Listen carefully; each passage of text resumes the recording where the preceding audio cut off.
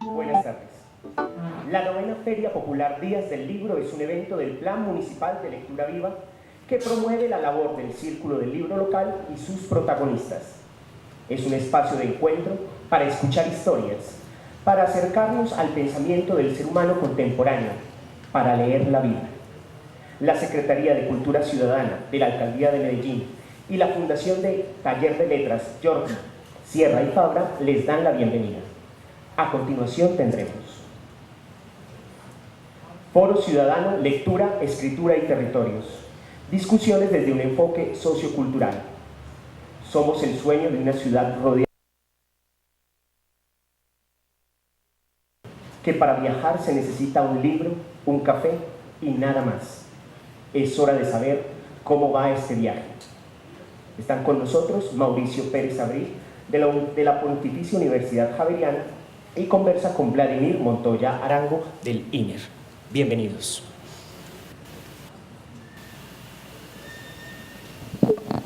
Buenas tardes a todos y a todas. Para la Secretaría de Cultura Ciudadana es muy importante poder realizar este foro porque hace ya 6 años, en el año 2009, logramos a través de un gran acuerdo ciudadano formular la política pública de lectura y escritura para Medellín. Hoy estamos en un ejercicio de evaluación de esa política y la formulación de una nueva política.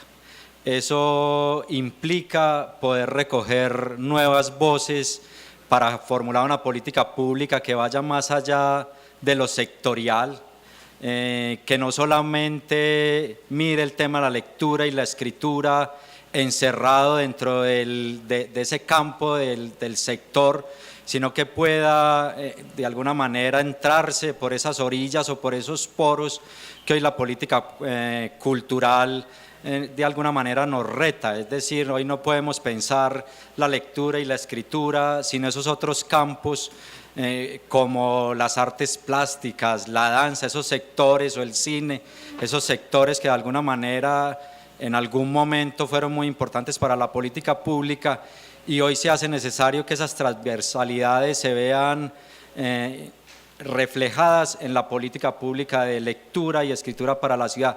Pero más allá de esas transversalidades, hoy hay una discusión, creo que en todo el país y en América Latina, y es como las políticas públicas se piensan desde los territorios. Es decir, hoy ya no es suficiente pensarse de manera sectorial, tampoco es suficiente pensar la política en cultura de manera transversal, sino que es necesario pensarla desde los territorios donde los ciudadanos están construyendo día a día esta ciudad que nosotros tenemos.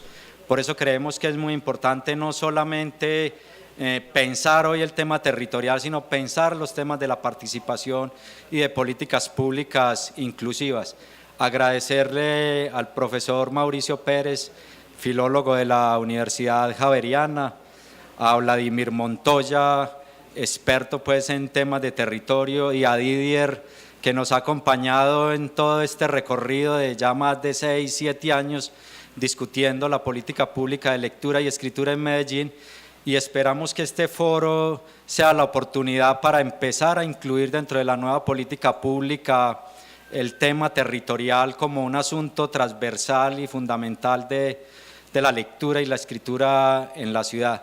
Esperamos también la participación de ustedes en este foro, en la evaluación de este plan de lectura que ya cumple sus 5 años y en la formulación de un nuevo plan que estamos proponiendo podamos presentar sus líneas gruesas en la fiesta del libro y la cultura que vamos a realizar entre el 11 y el 20 de septiembre de este año. Muchísimas gracias a todos.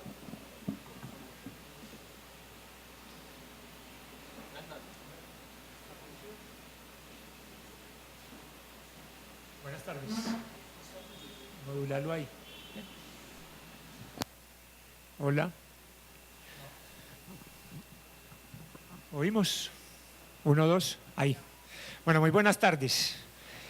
Un saludo muy especial a los maestros en formación, a los maestros, a los bibliotecarios en formación, a los bibliotecarios, a los ciudadanos, a los mediadores, a los investigadores, a todas las personas que nos acompañan en este foro.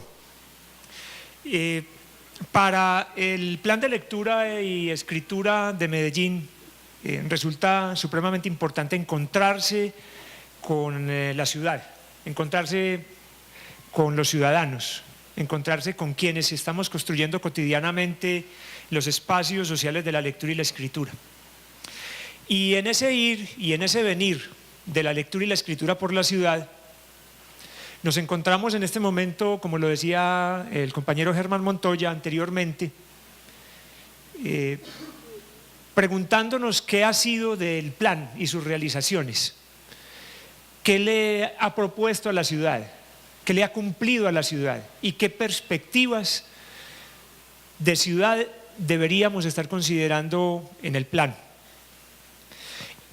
Y en esas reflexiones por el plan, por los procesos evaluativos del plan, a la vez se nos ha hecho necesario o hemos advertido que las concepciones de lectura y de escritura y las relaciones que tiene la ciudad con la lectura y la escritura pasan por indagar si la lectura realmente es una práctica del orden social y cultural, hasta dónde los formadores de lectores y escritores, los mediadores en los espacios de lectura y de escritura están concibiendo la lectura y la escritura como prácticas sociales y culturales, es decir, como prácticas, como lo decía la investigadora mexicana Judith Kalman, que permiten que los sujetos entren en el vínculo social y se encuentren en el espacio social con otros. ¿O será que nuestras prácticas y nuestras propuestas de formación se quedan muy en el discurso y tienen dificultades metodológicas para bajar esas realidades sociales y culturales de la lectura? ¿Y qué pasa con los territorios? Las prácticas de lectura y de escritura construyen territorios, anulan territorios, destruyen territorios. ¿Qué pasa con esos territorios?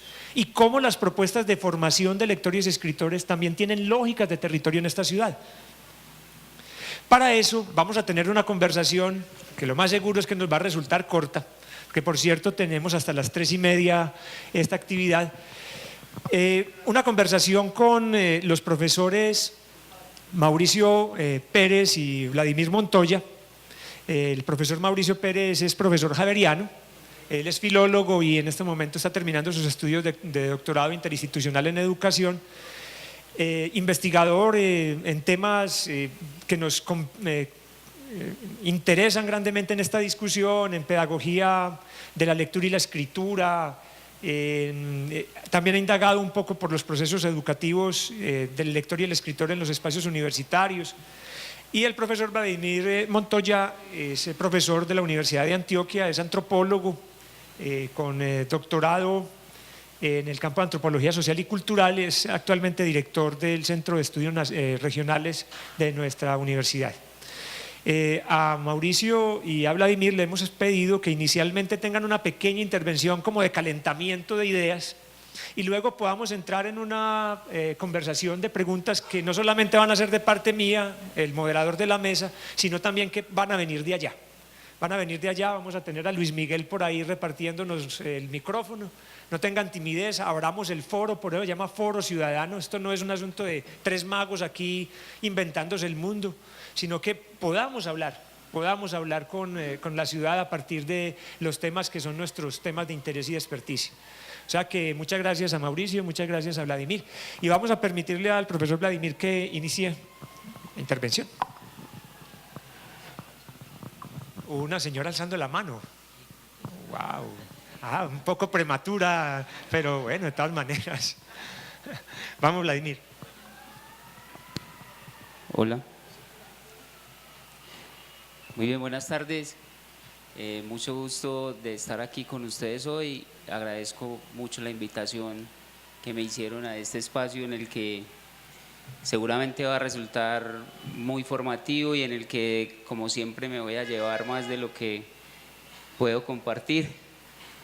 Pero en últimas es un reto también porque no es fácil el poder integrar o no es automático más bien, el poder integrar temas de enfoque territorial a un ámbito como el de la lectura y la escritura.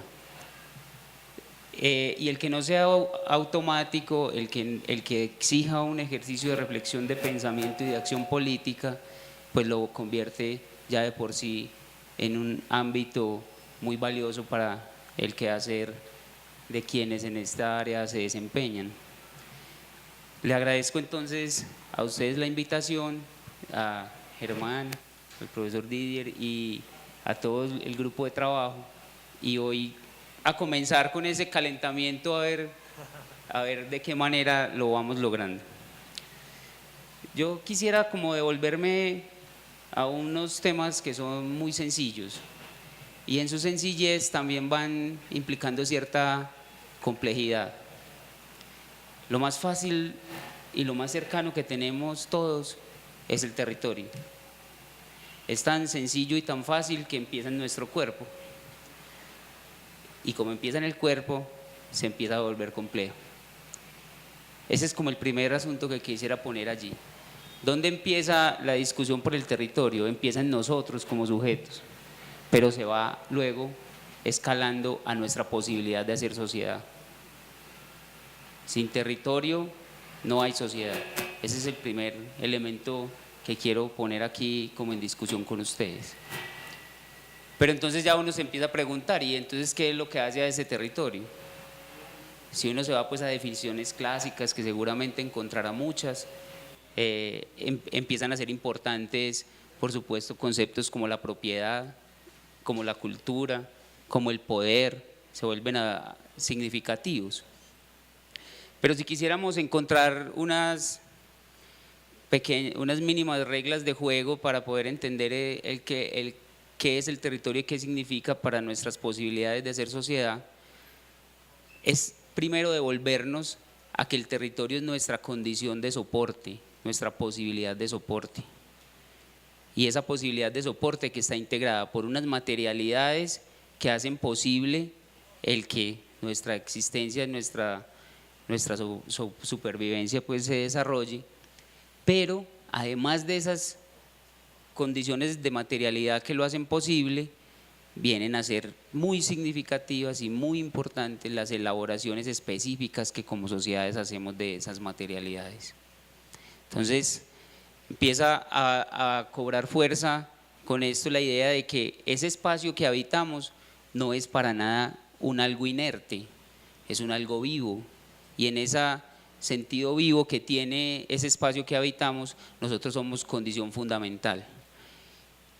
Ahora, me estoy devolviendo, como les dije al comienzo, a temas, si se quiere, lo más simples posibles, pero que los quiero poner aquí para que los vamos escalando a lo que va a significar entonces ese pensar el territorio ya en otras condiciones de posibilidad de la sociedad.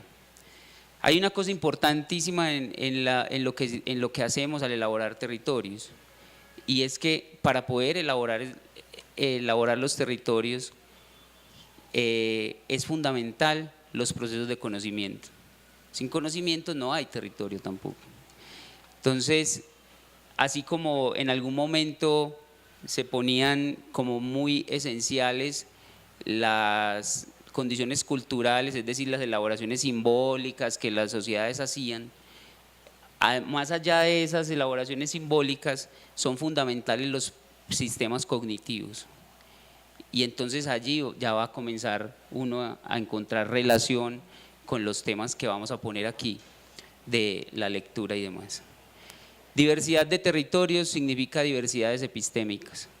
Esas diversidades epistémicas significan que las distintas sociedades han podido elaborar de maneras muy diferenciales, de maneras muy diversas, esas relaciones con esas materialidades que nos soportan. No sé si calentamos por ahí un poquito. Calentando motores, vamos con Mauricio. Bueno, puedes poner el monachito que te dejé, la imagen, porfa.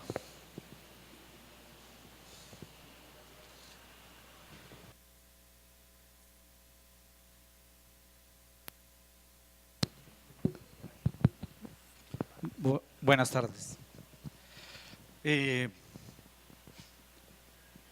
Para continuar con el precalentamiento que propone Didier, quisiera que miraran un poquito esta imagen y voy a arrancar por ahí para situar un poco la reflexión sobre lo que significa desde cierta perspectiva preguntarse por las prácticas de lectura y escritura como prácticas sociales y culturales.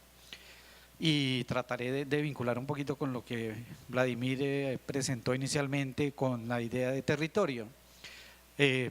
Antes de eso quisiera agradecerle a Didier y a Germán y a Octavio y a Doris por la invitación que me hicieron para conversar sobre este tema que es de total interés para mí. En tiempos de OCDE y de PISA, nuestro país que quiere ingresar a la OCDE, a las buenas o a las malas, esta discusión sobre las prácticas de lectura y el territorio me parece crucial.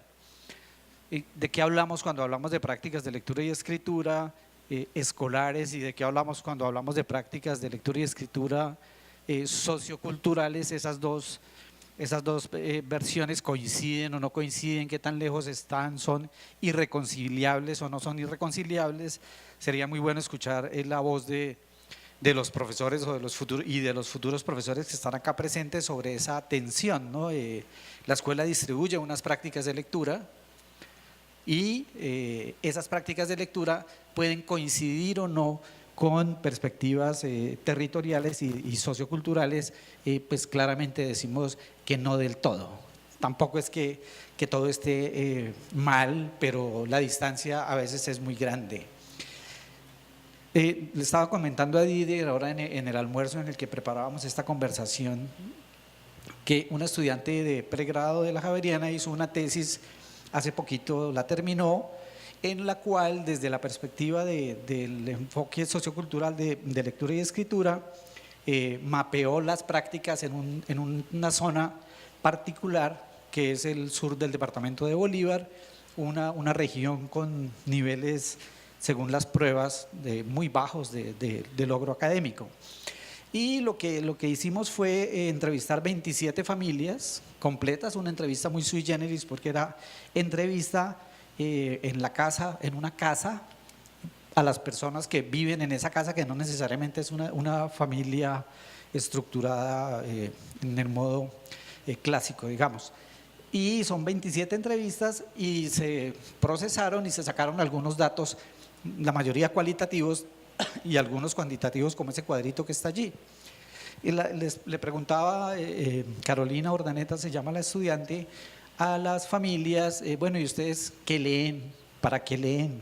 ¿Sirve leer y escribir? ¿Qué ventajas trae eso de estar alfabetizado? ¿Qué desventajas? Y pues son muchos los datos que arrojó la investigación, pero me pareció adecuado como para abrir la conversación. ¿Qué leen en San Pablito, que es una parte de San Pablo Bolívar, es como un barrio que está por fuera del casco urbano? ¿Qué se lee allá?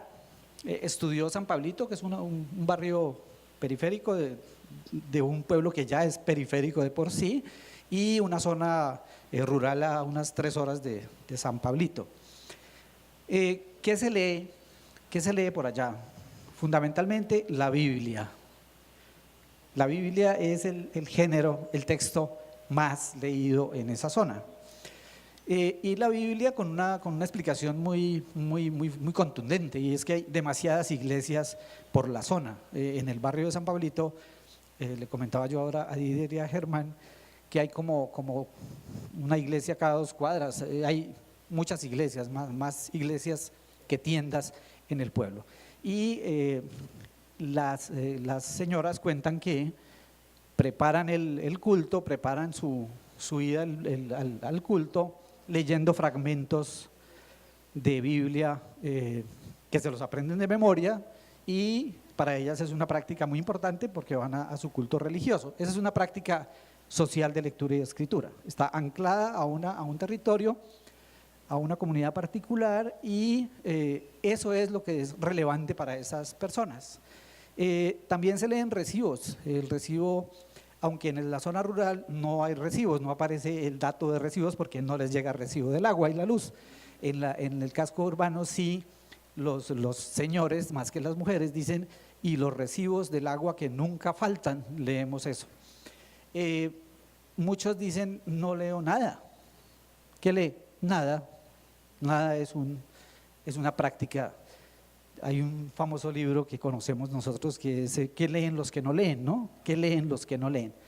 Los que dicen que no leen nada, ¿qué es lo que leen? Tareas escolares, le ayudo a mis hijos a hacer las tareas, me siento con él, leo la cartilla o él me lee porque yo no sé leer y le ayudo a hacer las tareas y de paso aprendo cosas porque yo no aprendí en el colegio. Precios para ir a hacer mercado, etiquetas, citaciones, medicinas, algo de literatura, cuentos, libros sobre el embarazo, bueno, recetas, ese tipo de cosas. ¿Y para qué se lee? Algunos entrevistados dicen, para no perderse en el pueblo. Uno va al pueblo y tiene que saber leer los números de las casas, los avisos de los almacenes, dónde queda el banco. Bueno, ¿puedes bajar la diapositiva, por favor? Esa es una foto de uno de los textos encontrados en una casa. Si no alcanzan a leer, les leo. Dice, la grandeza del hombre no es nada. Es un versículo de la Biblia y está la referencia, la cita bibliográfica clara allí. Cristo viene pronto. Esos textos son muy recurrentes en las casas de las familias entrevistadas. En la puerta, detrás de la puerta apenas se entra a la casa, hay una escritura adornada con escarcha, con color, donde hay una alusión a algún asunto religioso. Baja la otra, por favor. Este es un fragmento de una de las entrevistas. Dice, porque he salido solo al pueblo y muchas veces queda uno en las mismas porque hay que andar averiguando lo que uno está buscando, ¿no? ¿Dónde queda una casa para hacer uno una vuelta? Una forma para meter la plata al banco. Tiene uno que pegársele a alguien, a otro por ahí, a una señora. Entonces, sí hace falta aprender a leer. Y el otro fragmento que les iba a mostrar, dice, una señora dice, yo tengo un libro grande en mi casa de remedios caseros, de frutas, de hierbas, de cosas así, remedios naturales. Eso es lo que leo. Cuando estoy aburrida, cojo el libro de hierbas y de remedios y lo leo. Bueno, ese, digamos, son unos datos de una investigación que nos sirven para preguntarnos por ese tipo de prácticas, que son las prácticas, digamos, ancladas en lo sociocultural versus las prácticas escolares, las que la escuela distribuye, las de las pruebas PISA, las de la OCDE. Sabemos que en la escuela a los niños los obligamos a comprender lo que leen a toda costa, ¿no? A costa incluso de perder el gusto por leer, porque eso de andarle preguntando a alguien lo que entiende cuando lee un bello cuento no produce un efecto más allá de qué pereza que me cobren tanto por leer un libro. Entonces, esas prácticas escolares de la lectura, no todas las prácticas escolares de la lectura son así, pero muchas son así, causadas por la política pública de lectura y escritura muy ligada a la medición y a la evaluación de los resultados en pruebas estandarizadas nacionales, internacionales y locales, porque ya hay pruebas hasta en los municipios, ¿no? Hay pruebas de todos los pelambres en nuestro contexto. No nos perdemos ninguna evaluación, ¿no? Somos el país, creo que en Latinoamérica somos el país que más invierte en pruebas. Los miles de millones que invertimos en procesamientos estadísticos y generación de resultados es monstruoso. Con eso se podrían construir muchas bibliotecas como esta. Bueno, lo dejo ahí. Ahora hacemos una referencia como a los elementos teóricos de qué significa perspectiva sociocultural, prácticas de lectura y escritura situadas en territorios y en formaciones culturales específicas.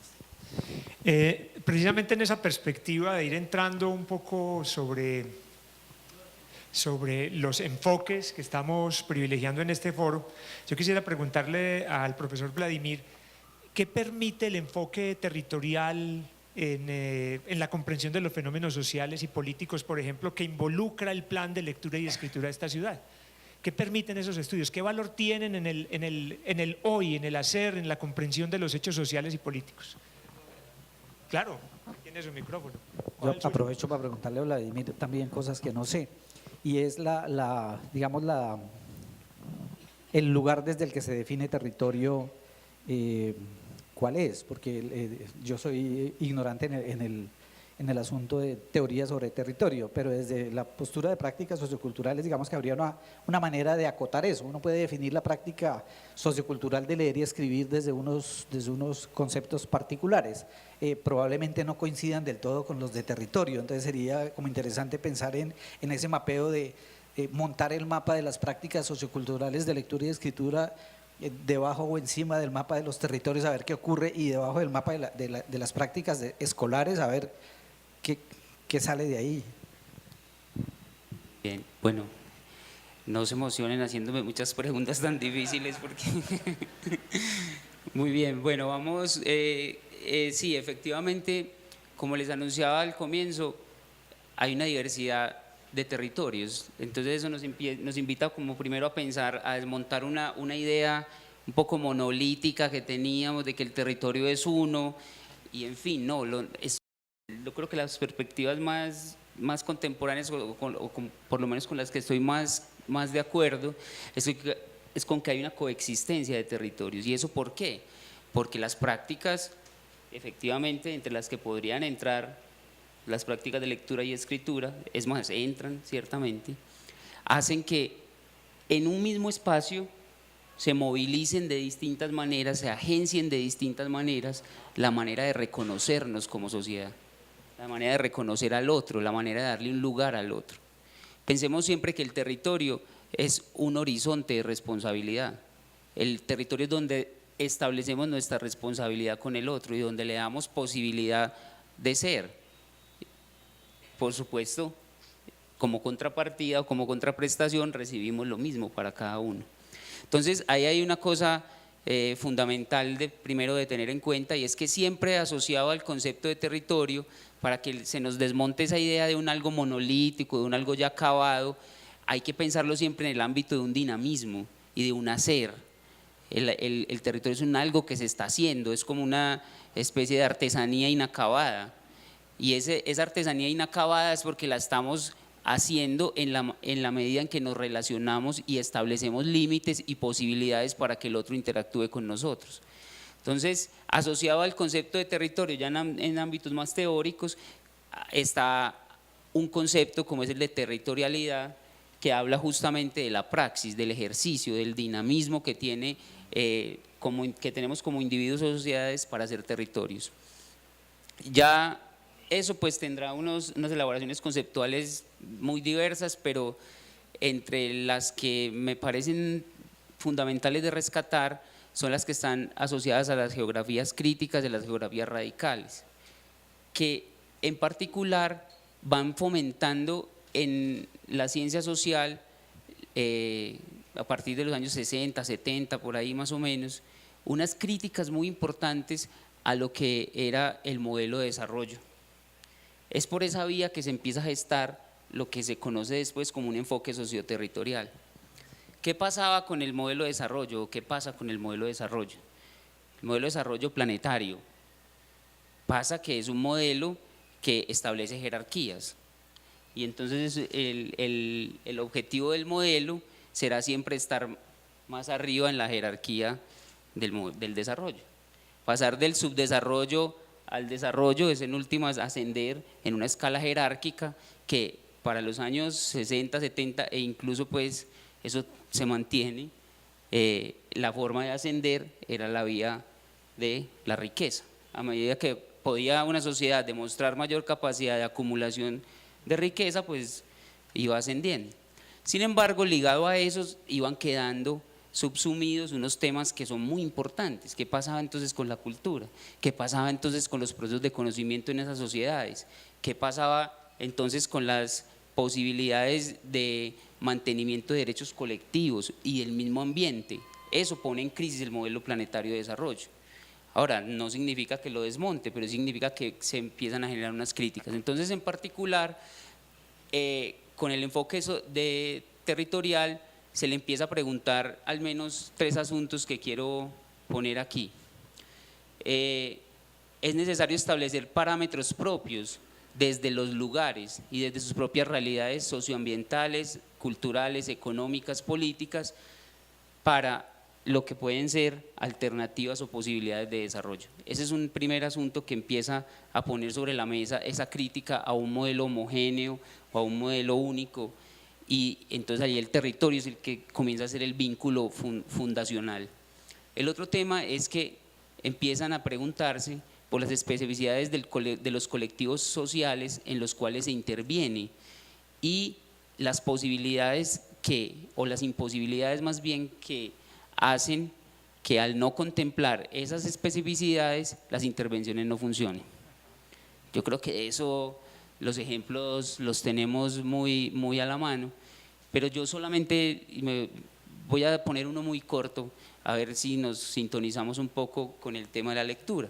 Una vez en una comunidad del río, ese creo que era el Papurí, por allá cercano a la Paporis, llegué a una comunidad indígena y estaba lloviendo, y cuando tienen una reunión comunitaria a las 5 de la tarde, estaba lloviendo, entonces todos salieron hacia la casa, hacia una casa comunitaria, y tomaron unos libros y se los llevaron. Y yo, vea, aquí, primero me sorprendió que tenían un archivo. Segundo, que pues no me imaginaba que se iban a sentar a leer o no sé qué.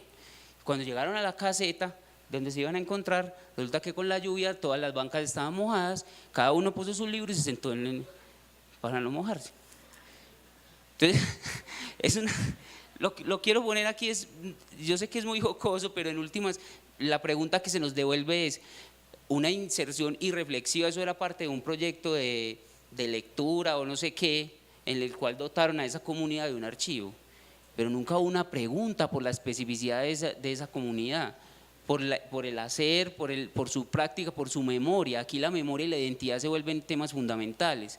Territorio es memoria, territorio es identidad también. Entonces la inconcordancia, la inconexión más bien entre esa inserción de ese proyecto y esas memorias, esas identidades, pues generan su fracaso.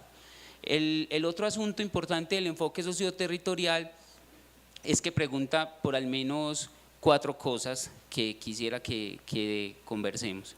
Pregunta por la democratización o por el carácter democrático de las intervenciones que se hacen en los territorios. Pregunta por la autonomía, y al preguntar por la autonomía está preguntando por los efectos que tienen o por los efectos que tienen las intervenciones en las posibilidades de gestión y de mantenimiento de la cohesión social que hay allí. Pregunta por la participación, es decir, pregunta por el carácter bidireccional, dialógico, negociador, de concertación de las intervenciones. Y por último, pregunta por el diálogo entre los distintos actores que intervienen en los procesos. Mauricio, yo quisiera que siguiéramos un poco en esa línea y nos ayudaras a entender entonces qué significa y qué conlleva asumir la lectura y la escritura desde un enfoque sociocultural. Vale, voy a leer dos fragmenticos de un autor. Voy a leer 2 fragmentos de uno de los autores que seguimos, quienes estudiamos la lectura y la escritura y la oralidad, que le preguntaba yo a Didier que por qué la O no está en el plan, en la sigla del plan de Medellín. En Bogotá, gracias entre otras al aporte de Silvia Castrillón, gracias a la resistencia de Asolectura en su momento en Bogotá y al trabajo que hizo Silvia con comunidades desde abajo construyendo la política de lectura y escritura, logramos defender desde ciertas universidades también el ingreso de la O a la sigla, ¿no? La oralidad como algo central en los procesos del lenguaje en una versión más general, ¿no? Porque la oralidad pues está ahí cruzando las prácticas de lectura y escritura. Bueno, pero El autor al que me refiero se llama Brian Street y Paulo Freire, en nuestro contexto, también le trabajó al asunto en una jerga todavía no en los mismos términos actuales. Dice Brian Street en uno de sus textos lo siguiente, refiriéndose a la perspectiva de estudios socioculturales de la lectura y escritura y a una corriente que se llama nuevos estudios de literacidad, que son ya no la literacidad, la alfabetización, sino las alfabetizaciones y las literacidades.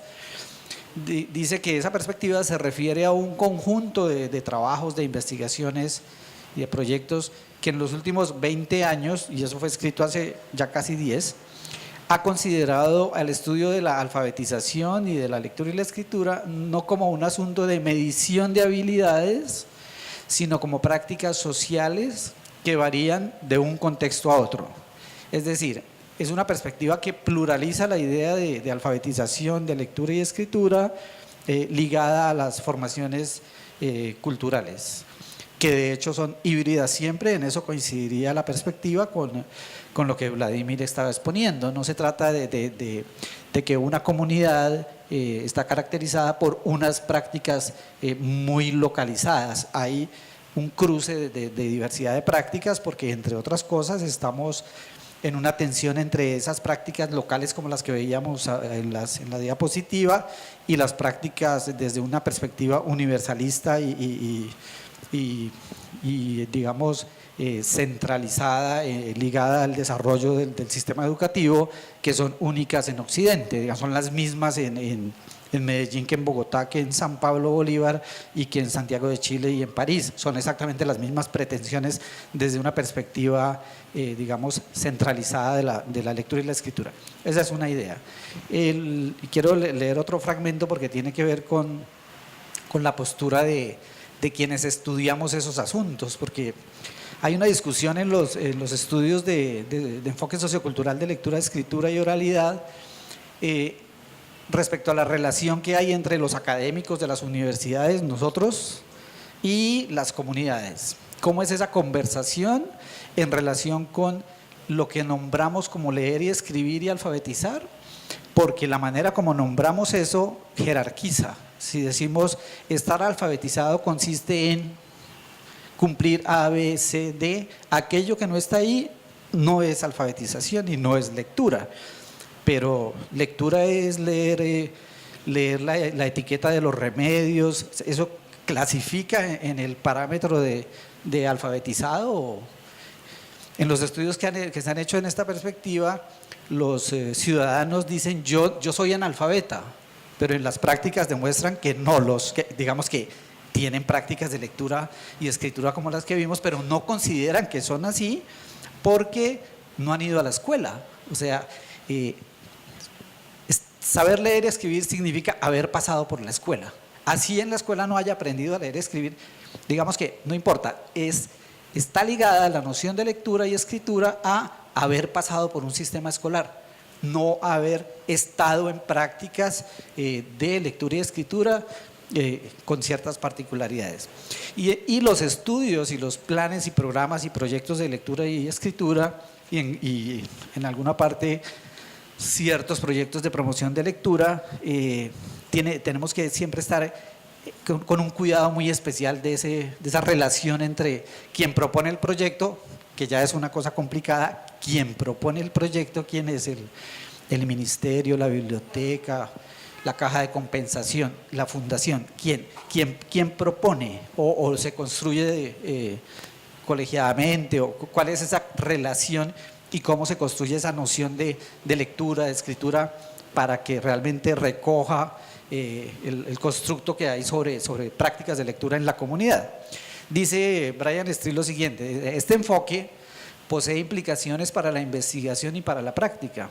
Los investigadores, en vez de privilegiar las particulares prácticas de alfabetización que son familiares para su propia cultura, no emiten un juicio sobre lo que representa la alfabetización para las personas con las que están trabajando. Es decir, consideramos que estar alfabetizado y saber leer es como yo considero, yo gestor del proyecto, considero que es saber leer y estar alfabetizado.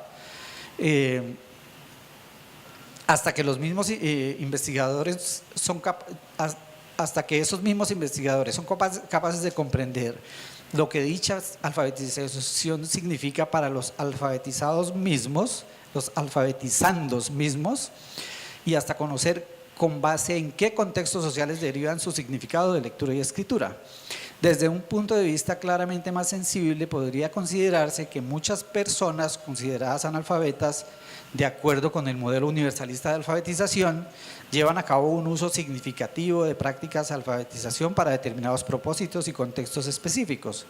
Y señala más adelante que en muchos de los proyectos de lectura y escritura eso se desconoce. Es decir, tenemos un discurso de perspectiva sociocultural respetuosa de lo territorial y de la práctica sociocultural, pero el proyecto en su estructura, en el corpus de libros que lleva, en las prácticas que promueve, desconoce ese componente. Es una paradoja, entre otras cosas, que cruza siempre a la universidad, ¿no? a los académicos, que tenemos unos discursos muy compartidos desde esas perspectivas, pero a la hora de estar con las comunidades vamos a hablar y no a escuchar. O sea, como que la universidad llega a decir lo que hay que hacer y no recoge ese saber que está ahí y no dialoga con ese saber para ver a qué le podemos llamar proyecto de lectura y escritura si vamos a trabajar juntos. Entonces, una de los elementos claves, por citar solo uno, es que desde una perspectiva sociocultural lo primero que hay que hacer es reconocer quiénes son ellos y quién soy yo respecto a la definición de lectura y escritura. ¿Quiénes son ustedes y quiénes soy yo? Hay una cosa entonces que va apareciendo, parece que medianamente clara en todo esto. Primero, que no podemos olvidar que la discusión está situada dentro de una necesidad de ciudad, y es ayudar a entender qué relaciones ha tenido la iniciativa llamada Plan de Lectura y Escritura con los procesos de configuración de territorios en la ciudad, por un lado. De cómo el plan lee esos territorios y qué territorios también tiene imaginados. Por el otro lado, cómo las prácticas de lectura y escritura construyen esos territorios. Si lo que nos dice Vladimir es que a la diversidad de prácticas sociales y culturales se le corresponden diversidad de maneras de concebir el mundo. Y en esas prácticas, precisamente, unas de esas prácticas son precisamente las que tienen que ver con este foro y tienen que ver con el plan leer, escribir, vincularse a la lectura y a la escritura. Entonces, ¿qué diversidad de territorios se están construyendo ahí? Es una pregunta fuerte. Y voy a poner una pregunta más particular todavía para nuestros invitados. ¿Qué hacer frente a esa diversidad de prácticas de lectura y escritura? ¿Cómo el plan de lectura y escritura debería leerlas? ¿Cómo el plan de lectura y escritura debería acoger esa diversidad de prácticas? ¿No será que nuestro plan sigue partiendo de prácticas de lectura y escritura hegemónicas? Es decir, que privilegia unas prácticas sobre otras. Y todavía más, ¿no será que esas prácticas de leer y escribir que la gente lleva en la cotidianidad también pueden resultar apocándolos y separándolos de la posibilidad de disfrutar de un capital cultural mucho más vasto? Es decir, en los dos extremos está eso. Silvia, pero si quieres intervenir, ya en este momento cualquiera puede intervenir, si quiere Silvia. Entonces lo planteo. Mauricio, Vladimir, ¿cómo podemos leer nosotros la lógica de la formulación de un plan de lectura y escritura en un territorio como el que se plantea en Medellín, sabiendo lo que en este momento ustedes nos han permitido saber? Diversidad de prácticas, diversidad de epistémica, diversidad de territorios construidos a partir de eso. ¿A qué le debería apostar un plan de lectura y escritura en términos de concebir a la lectura y la escritura como prácticas constructoras de territorio?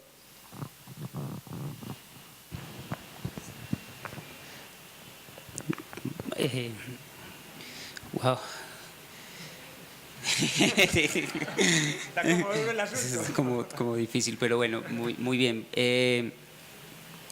Si retomamos lo que quise poner al principio, que era más lo de orden general, luego también lo del enfoque territorial de una manera más amplia y lo localizamos, y nos vamos ya pensando en un enfoque territorial de la lectura y además de la lectura y la escritura en Medellín, entonces ya vamos a tener que ir precisando asuntos que son, creo que muy importantes. Gramsci en algún lado que seguramente podrá resultar muy espinoso para mucha gente, es muy potente y muy claro cuando dice que la hegemonía es una relación pedagógica. Es decir, a uno le enseñan a ser dominado y a dominar. Entonces, lo pongo como marco general, es porque entonces una pregunta que tiene que abocarse todo proceso de planificación, y en este caso el de la lectura, es que está intentando agenciar. Entonces está intentando agenciar y movilizar estrategias, si se quiere, de dominación o por el contrario está buscando favorecer la autonomía, la participación y la democratización. En ese sentido era que les planteaba lo que un enfoque territorial pretende hacer. Nuestra ciudad, a la cual queremos muchísimo y a la cual pues debemos y tenemos toda nuestra memoria y nuestra identidad arraigada, tiene muchas reflexiones por hacerse, pero una de las que tiene, entre las que tiene mayor injerencia en estos temas, es su propia diversidad sociohistórica y en particular la que deriva de los últimos 60 años con los procesos de conflicto armado, desarraigo y desplazamiento que modificaron completamente nuestra geografía humana y nuestra geografía física. Entonces somos una sociedad que quizás pasó en un periodo realmente corto de ser una sociedad muy del autorreconocimiento, del tú a tú, de la parentela. Primero te preguntaba a tu abuelita qué apellido es, así, entonces viene de por allí, a una sociedad totalmente, si se quiere, cosmopolita, pero no de un cosmopolitismo light, sino de un cosmopolitismo con una muy fuerte carga de dolor y de tragedia. Y eso es un tema que quizás nos amerita una reflexión muy profunda a la hora de generar los mecanismos de planificación territorial. En el caso entonces de la lectura y de la escritura va a ser que nuestra sociedad hoy esté compuesta por una diversidad epistémica impresionante, que necesitamos comprender más. A veces quisiéramos pensar la cultura paisa, pero a ver, ¿qué hay dentro de ese mosaico cultural de lo paisa? ¿Qué hay dentro de ese mosaico cultural de diversidades epistémicas que hoy conviven en nuestra ciudad, que habitan nuestras laderas, nuestros valles? Ahí hay todo un reto para un plan de lectura, pero entonces tendrá que enfrentarse a no una única manera de dicción, no una única manera de decir. Eso por un lado. Por otro lado, tendrá que enfrentar o tendrá que afrontar más bien con seriedad el tema escalar. ¿Y qué es el tema escalar? ¿Qué le pregunta a la geografía en términos escalares a un plan? ¿Cómo está conectando usted con responsabilidad lo local con lo global? O sea, ¿qué está haciendo usted frente a eso? Porque no solamente pareciéramos pensar siempre que lo local aterriza así sobre lo local, no. Lo global y lo local se relacionan en flujos de uno a otro, donde lo local hace lo global y lo global hace lo local. Y entonces eso no se puede desconocer en un proceso de un plan de lectura. Lo otro es que tendría que preguntarse también por las oportunidades sociales que genera la lectura y la escritura. Es decir, y cuando hablo de oportunidades es porque entonces debería poder posibilitar la articulación intersectorial. Ya lo pusieron aquí en un comienzo, decían, no, es que ahora no se trata solamente de lectura, se trata entonces de enlazar con el arte, con los movimientos culturales, con la oralidad, con la memoria. Eso es fundamental dentro de esa gestación de un plan, que pueda producir articulaciones, que genere encadenamientos, que favorezca y que mantenga estrategias de cohesión. el hacer tabula rasa en los territorios es quizás la peor práctica que se puede hacer en cualquier ordenamiento territorial. Y tabula rasa en este caso sería, por ejemplo, desconocer que en los territorios a los que se llegan las intervenciones existían archivos populares, bibliotecas, las mismas familias tenían formas de transmisión de su conocimiento, pequeñas escuelas, en fin, o sea, esa tabula rasa es el asunto que hay que quizás evitar y obviar de la mejor manera posible. Y por último, una cosa muy importante sería que se pueda integrar una apertura a la participación colectiva, porque es que si recuerdan un poco lo que les decía antes, el territorio en últimas es el vínculo de responsabilidad con el otro. Entonces, en la medida en que se puedan generar esos mecanismos de apertura a la participación, se generan mayores posibilidades de consenso frente a las posibilidades de movilización de las estrategias que sean que contemplen los planes. Bien, Mauricio.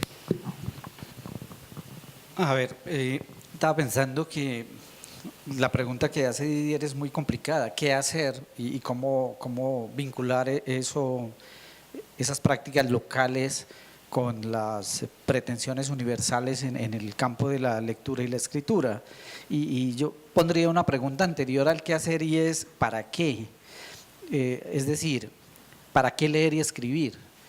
A mí me gusta mucho lo que dijo Freire el siglo pasado sobre ¿para qué la alfabetización de los pobres en Brasil? ¿Por qué se justifica alfabetizar y aprender a leer y escribir y a hablar formalmente, incluso académicamente, en comunidades en las que esas prácticas no están, no hacen parte de su tradición?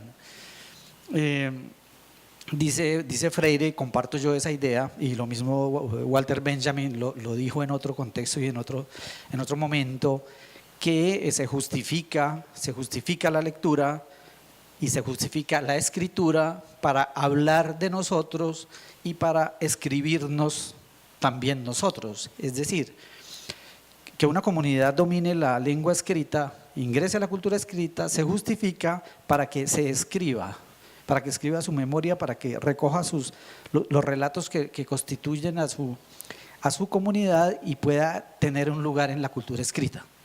Y eso justifica la exigencia académica escolar paradójicamente, y es que desde esa perspectiva, diríamos, los niños de las escuelas públicas tendrían que tener un alto dominio de la cultura escrita si pretendemos pasar nuestra cultura, algunos relatos de nuestra comunidad a la cultura escrita. Lo mismo pasa con la lectura. Por supuesto que eso tiene toda la discusión desde el otro lado, ¿no? Que no es el único formato, pues, de circulación de la episteme y de la producción cultural de una comunidad, no solo la escritura, pero digamos que los niños nuestros están atrapados en escuelas y allí se justificaría, digamos, una defensa de la alfabetización y de la lectura y la escritura con cierto nivel.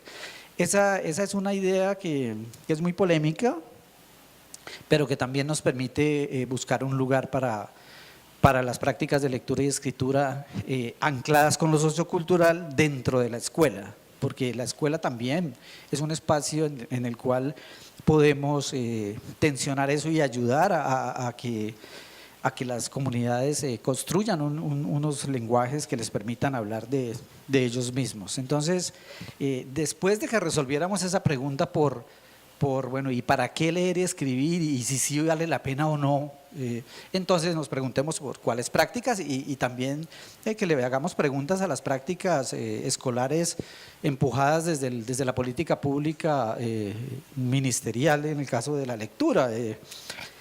A los profesores les pide cuentas el Estado por los resultados en pruebas de comprensión lectora, y entonces cuando uno habla con los profes en los trabajos que hacemos en aula, dicen pues muy chévere toda perspectiva, pero a mí me piden cuentas es por cuántos punticos saco el año entrante. La ministra antier le estaba diciendo a los profesores que su salario va a depender de cuánto avanza el logro en la comprensión lectora entre un año y otro, si la escucharon bien, ¿no? Está diciendo o hace exámenes de comprensión lectora y adiestra a los niños para que mejoren en un año, o su salario va para abajo. Es decir, no es opcional el asunto de la perspectiva con lo cual la comprensión lectora va al piso según la misma OCDE demostró en el último estudio, ¿no? Que son unos datos paradójicos muy curiosos de las pruebas PISA, y es que aquellos países, aquellos estudiantes que no se adiestran para responder pruebas son a los que les va mejor en las pruebas. El colegio que tiene más alto resultado en Colombia en todas las pruebas es el Colegio Los Nogales de Bogotá, ¿no?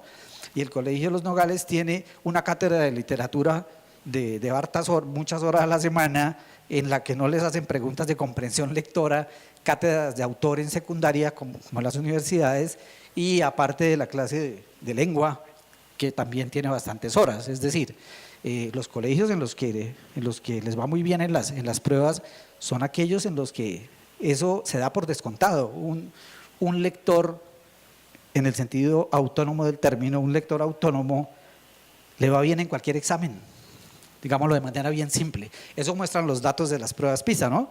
Un buen lector, póngalo en la prueba que quiera, que ahí le va bien.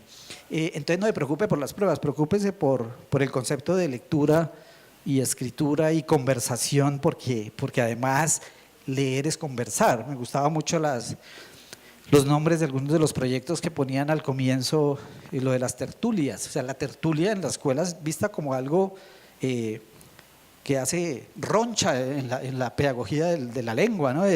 Tertulia es perder el tiempo. O sea, ¿cómo así que usted se va a gastar 2 horas conversando sobre un pedazo de una novela que estamos leyendo colectivamente? En ese tiempo usted podría enseñar, podría hacer varias pruebas de comprensión lectora, además de que podría enseñar muchísimos contenidos de otras materias. Entonces, el tiempo de la conversación sobre la literatura es casi cero, lo han mostrado los estudios en los que hemos participado. Muchos de los que estamos acá en Colombia, el tiempo de la conversación sobre literatura no existe en la escuela pública, tiende a cero, pero no solo por los profes y por la escuela, es que si me piden cuentas por una cosa, pues ese es el efecto de la ministra Cecilia María Vélez y su política de 10 años, ¿no? La ministra algún día dijo, si al menos comprenden el enunciado de las pruebas, ya saben leer. Imagínense esa barbaridad. O sea, si al menos entendieran ¿sí?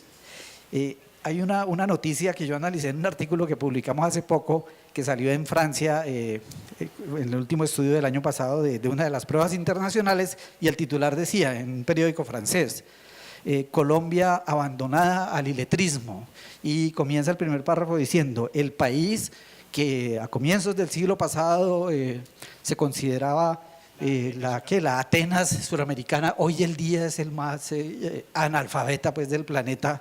El Estado colombiano abandonó a sus ciudadanos frente al asunto de la lectura. Y el siguiente párrafo dice, si un adolescente colombiano leyera esta noticia, no habría entendido el primer párrafo. Pero además, según las pruebas, es así. O sea, porque la prueba PISA dice que los estudiantes colombianos evaluados no entienden ni siquiera en el nivel literal los textos que les piden leer. O sea que la noticia no estaba diciendo ninguna barbaridad, estaba describiendo unos datos de una evaluación. Si la prueba dice que no alcanzábamos ni siquiera el nivel literal de lectura, pues ¿por qué nos asombramos que nos digan que no entenderíamos el primer párrafo de la noticia?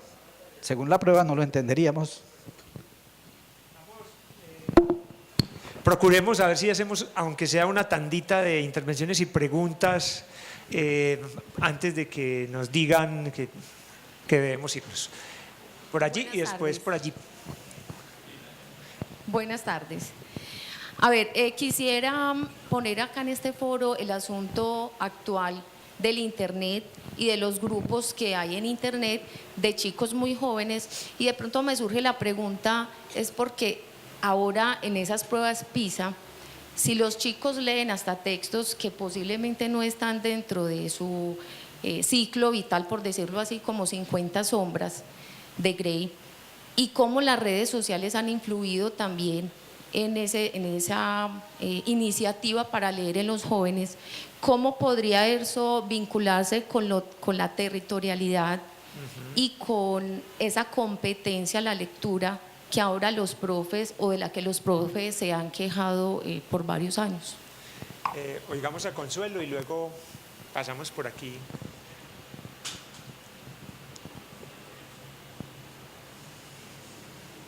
Hola, aló. Bueno, yo entiendo, yo ubiqué algo así como que tenemos entonces un territorio, tenemos una realidad de ese territorio, tenemos un plan de lectura-escritura sin oralidad y tenemos unas demandas para las intervenciones.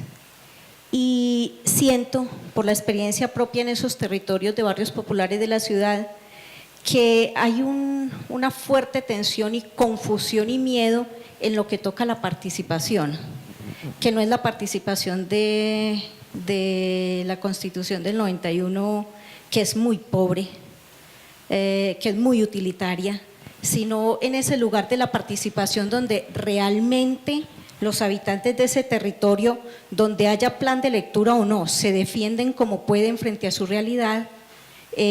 ¿Cómo van a ser escuchados? ¿Y cómo están siendo escuchados? ¿Y realmente escuchados? ¿Y cómo eso que escuchan no se quedan solamente en un informe de esto dijeron, sino cómo eso que se escucha transforma realmente ese plan de lectura y escritura? Yo siento la tensión ahí y la siento ahí en el uso del lenguaje, de esos seres humanos, de esos territorios. Más que en que lean, escriban, sino en ese lenguaje que los enriquece y los hace reconocer o los invisibiliza. Muy bien. ¿Alguna otra intervención para que Silvia va a intervenir? Hay una que llegó escrita, vea, también, no solamente la oralidad.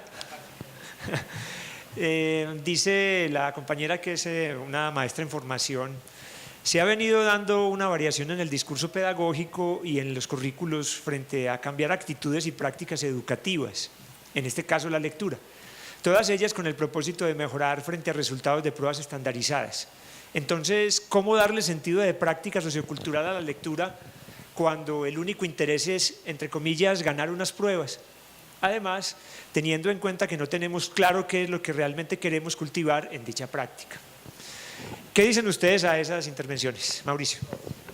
Pero ahí venía una respuesta, no una pregunta, ¿no? Es un cuestionamiento que incluye una contundente crítica y respuesta. Yo estoy totalmente de acuerdo y voy a poner otra vez un ejemplo de la política de lectura de este país, de la nacional, no de la política de Medellín, y es la dotación que se hizo de la colección Semilla que llegó a todas las escuelas, una selección de un corpus de literatura y de otros géneros muy atractiva, muy bien hecha, a mi juicio muy valiosa, al menos de la literatura para los pequeños hasta quinto de primaria, que es lo que yo he revisado. El Estado invirtió un dineral grandísimo en esa dotación, libros de tapa dura, muy bien hechos. Bueno, ¿y qué pasa con eso en las escuelas? En las escuelas donde hay gente como ustedes, me imagino yo, que está pensando estos asuntos, pues harán cosas, digamos, cercanas o muy metidas en la perspectiva territorial y sociocultural de la lectura, o sea, una lectura con algún sentido, etcétera. Pero en muchos casos, el uso que se le está dando a esa colección es, voy a decir las cosas literales como nos la contó una profe de una escuela en Bogotá, y el rector me dijo que hiciera unas pruebas de comprensión lectora de esos libros que llegaron del ministerio. ¿Sí me entienden? Es decir, llegaron las cajas de preciosa literatura y la orden es: haga unas pruebas para ver si mejoramos en los exámenes. Es decir, todo lo reducimos lo pasamos por el tamiz de, finalmente, lo que necesitamos es que nos vaya bien en el examen, punto. O sea que eso, cualquier iniciativa de sociocultural y territorial desde una perspectiva estatal como la que tenemos sobre lectura y sobre calidad para entrar a la OCDE, a las buenas o a las malas, en 10 años, ¿es que dice Santos? ¿En 10 años? Los argentinos se nos burlaron en una reunión porque decían, jaja, nosotros que tenemos más tradición de lectura y escritura, jamás diríamos que nos vamos a meter en la OCDE en 10 años como el mejor país de la región de Sudamérica, es que dice Santos, el más educado, el más lector. No, qué mentira tan horrible, o sea, y nos comemos el cuento y bueno, pero entonces, cualquier iniciativa se pulveriza con una perspectiva de política de calidad educativa ahí. Entonces la profesora que envía la respuesta tiene toda la razón. ¿Cómo tensionar eso? Les cuento más anécdotas. Unos profesores de Ibagué, de la red de lenguaje que Silvia conoce y que Didier conoce, en un evento de discusión como este, levanta la mano y dice, imagínense la maravilla que pasó en mi colegio. Contrataron una empresa para adiestrar al colegio para que le vaya bien en los exámenes y ahora lo hacen desde primero de primaria. Entonces los niños responden exámenes de comprensión desde primero de primaria y varias veces al año, y la empresa les manda reportes sobre lo que deben mejorar y además le manda guías al profesor para que, ¿sí? O sea, es la paraescuela, o no sé cómo se le pueda llamar a eso. Pero la profesora dijo algo muy lúcido, dijo, menos mal, porque ahora sí podemos leer literatura, ya no nos toca ponernos a hacer pruebas de comprensión lectora, ahora sí podemos leer literatura en la escuela porque como el rector ya no cree en nosotros, contrató una empresa. Imagínense los efectos de la política.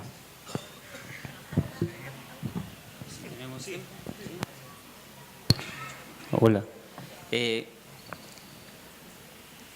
Hay como dos temas al menos allí que son muy importantes. Hablaron de miedo a la participación y hablaron de prácticas de territorialidad en lo que malamente hemos llamado o erróneamente hemos llamado espacios virtuales. Empezaría por la segunda. Lo primero es decirles que eso, digo erróneamente porque esos espacios virtuales de virtuales no tienen nada, o sea, que es la virtualidad en últimas. Esa virtualidad hoy es una práctica de territorialidad completamente arraigada, es una práctica social y por esa vía nos está haciendo como sociedad, y entonces es un agente de territorialidad. Y entonces lo que habría que buscar es maneras creativas de integrarla en esas posibilidades que, como bien señala no sé si es una profesora pues, o la persona que participa, efectivamente hay que buscar formas creativas de integrarla. Esas formas creativas atraviesan primero por los principios de oportunidad que se encuentran en el contexto particular. Eso es un asunto clave, hay que analizarlas en su contexto particular para de allí derivar los principios de oportunidad para potenciarlas, porque tampoco operan de la misma manera en todos los lugares. Entonces eso es como lo primero.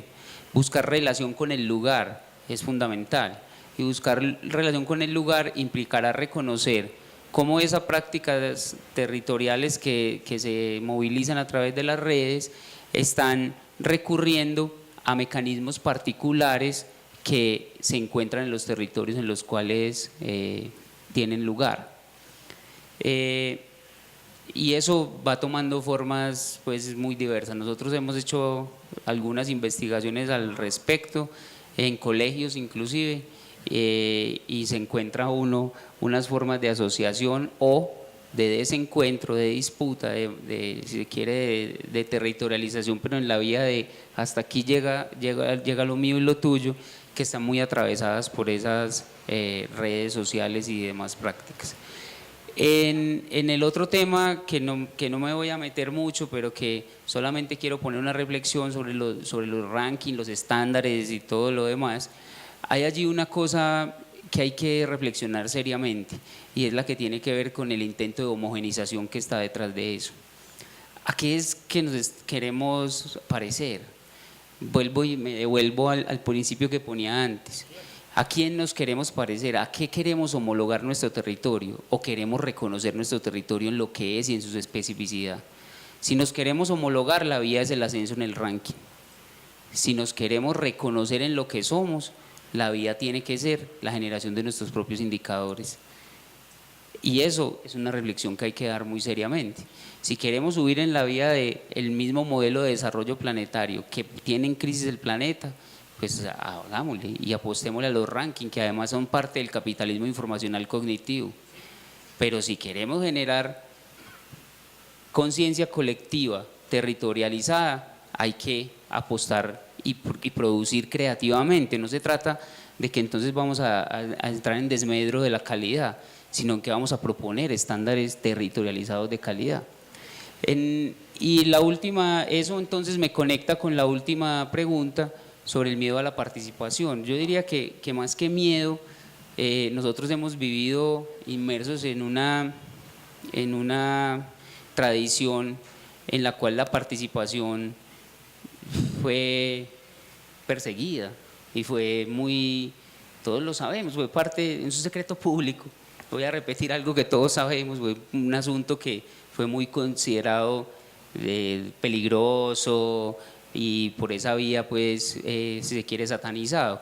Pero también nos hemos dado cuenta que la sociedad va cambiando, que hemos entrado de todas maneras en una sociedad más informada, con mayor capacidad de argumentación, con mayor capacidad de mirarse, de irse reconociendo en los procesos políticos. No está resuelto, pero hay un ambiente de institucionalidad que hace más presencia, hay un ambiente de institucionalidad con mayor apertura, hay un ambiente también de formación de capital humano, de formación de nuestros propios liderazgos, que va entrando en una vía propositiva distinta, en una vía que empieza a plantear otras formas de relación entre nuestro Estado local y entre nuestras organizaciones sociales. Y eso es un principio de oportunidad que hay que aprovechar para recomponer un poco esos mecanismos de participación. Como digo, no está resuelto, pero ¿de qué depende? Depende de las responsabilidades compartidas, del que eso se pueda seguir movilizando. Hay que potenciarlo mucho más y ahí la lectura y la escritura tienen un papel muy fuerte a cumplir. Yo, para finalizar eso, simplemente diría que recordemos que cada territorio tiene una fuerza cognitiva. Cada uno de los territorios en los que vivimos tiene una fuerza cognitiva propia y esa fuerza cognitiva encuentra en la lectura y en la escritura unas maneras muy abiertas y muy posibles de potenciarse y de seguir favoreciendo la generación de vínculos sociales. Sí. Un dato para la pregunta de lo digital y los rankings. No sé si vieron, Colombia no publicó el resultado de la prueba digital de lectura, porque como tú señalabas hace un rato, ahora las pruebas PISA son digitales, ¿no? Tienen un componente, un módulo de lectura digital. Ajá. Y en lectura digital, Colombia que fue el 53 entre 54 países en la prueba anterior de lectura digital, quedó, el resultado estamos muy, muy mal, pero en lectura en papel y en lectura digital estamos absolutamente mal, es decir, estamos 4 veces más abajo del promedio nuestro en lectura en papel, es decir, es un dato que históricamente es muy bonito mirarlo, y es que no somos un continente, no tenemos una tradición de cultura escrita como los países centroeuropeos, por supuesto. Y la tal brecha digital de la que se habla, la reducción que según los ministros ya dicen que se acabó, que ya no hay brecha, pero cognitivamente la brecha se aumentó 4 veces, es decir, el nivel de lectura, de comprensión lectora en papel es pésimo y el de comprensión lectora en digital es absolutamente deplorable, perverso, y que nos describe muy bien el efecto de la política del lenguaje de este país. Entonces, ese dato no se publicó. Los españoles, que les fue muy mal en lectura digital, publicaron un análisis muy, muy bueno sobre qué pasa con esa lectura digital. Porque entre otras cosas la prueba es bien compleja, la prueba digital es difícil de resolver, ¿no? Preguntan cosas como cuál de estas 3 fuentes frente a un tema de ciencia, consulte estas 3 páginas y diga cuál puede tener más validez desde el punto de vista científico, valore la fuente. Hay un foro de discusión sobre un tema y le piden al estudiante identificar las posturas de los que están argumentando. Si usted tuviera que responder a la última entrada que quedó ahí, ¿qué escribiría? Ese tipo de cosas. Es decir, la prueba de lectura digital no es una prueba, digamos, fácil para hablar en esos términos. Bueno, lo prometido debe ser cumplido, y como ahora hay alguna actividad que debe realizarse dentro del proceso de investigación que viene haciéndose para la evaluación del plan de lectura y escritura, debemos ir terminando.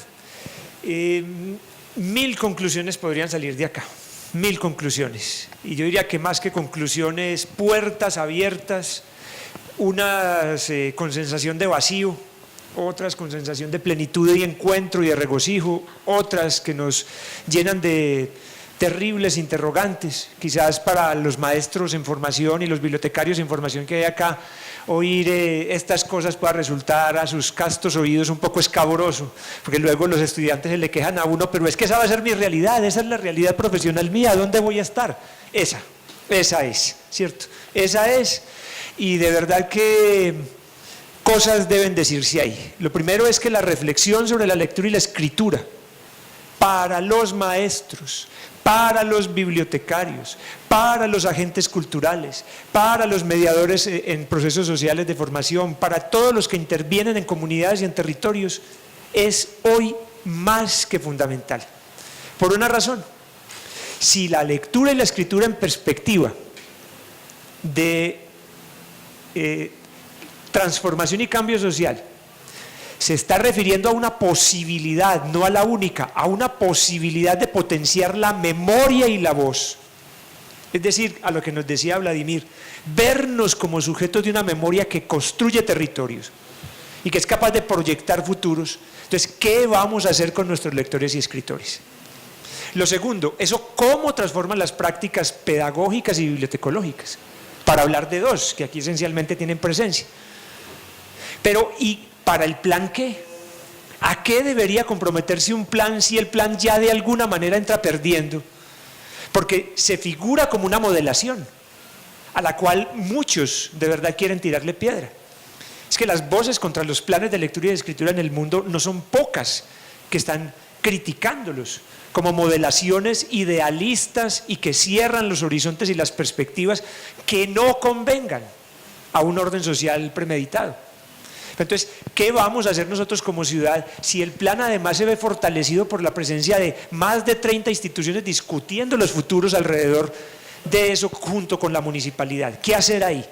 Me parece que lo que han propuesto Mauricio y Vladimir nos dan claves.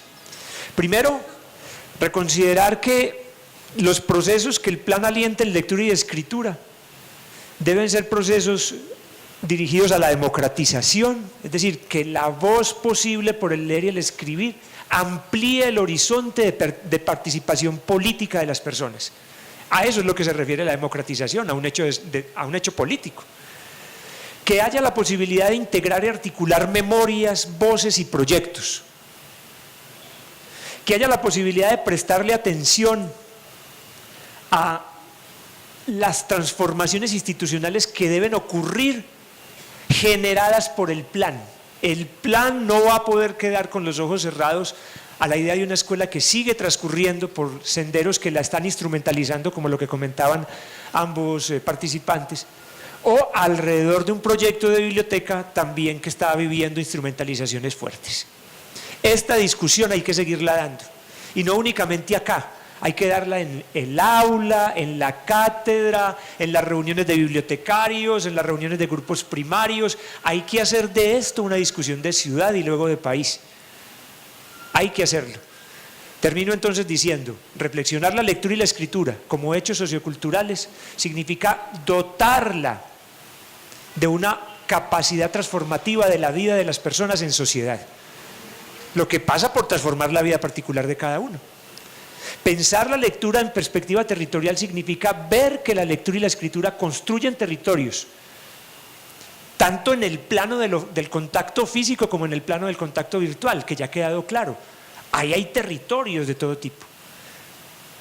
Eso significa que la ciudad, si lo seguimos reflexionando, maestros, bibliotecarios, agentes culturales de todos los lugares y destinos, Si seguimos reflexionando eso, el plan de lectura va a ser de todos, y para todos y con todos. Eso es lo que anhelamos en Medellín. Muchísimas gracias a Mauricio, muchísimas gracias a Vladimir, muchísimas gracias a los maestros y a los bibliotecarios en formación que nos acompañan y a todos los ciudadanos que hicieron de este foro ciudadano de la Feria Popular del Día del Libro, Días del Libro, una realidad en el 2015. Muchísimas gracias.